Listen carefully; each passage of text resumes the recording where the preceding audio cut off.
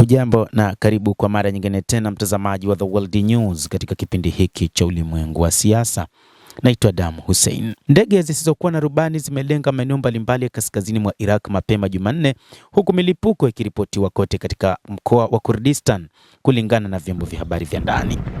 Mashambulizi hayo yamelenga maeneo ya Erbil, Soran na Khalifan. Chombo cha habari chenye makao yake makuu mjini Erbil kimeripoti. Vikosi vya ulinzi vya anga vya muungano unaongozwa na Marekani vilinasa ndege moja isiyokuwa na rubani juu ya Erbil na kuziangusha nyingine 3 katika eneo la mpaka la Soran karibu na Iran. Hakuna taarifa iliyopatikana kuhusu majeruhi au uharibifu kutokana na mashambulizi ya ndege hizo zisizokuwa na rubani ambazo siku ya leo Jumanne alfajiri zilifanya mashambulizi katika maeneo mbalimbali katika mkoa wa Kurdistan, ambapo eneo hilo limeshambuliwa na ndege hizo zisizokuwa na rubani.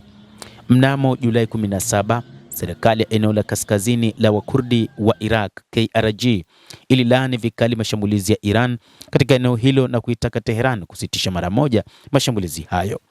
Iran ilikuwa moja kati ya nchi zilizolenga mara kwa mara kambi za makundi ya upinzani wa Kurdi wa Iran huko Erbil na Suleimania, pamoja na kambi za kijeshi za Marekani na ubalozi mdogo wa Marekani mjini Erbil. Kuna wasiwasi kwamba pengine Iran ilihusika katika mashambulizi hayo, lakini mpaka sasa hakuna maelezo ya kina juu ya nchi gani iliyohusika ama kundi gani lililohusika katika mashambulizi hayo.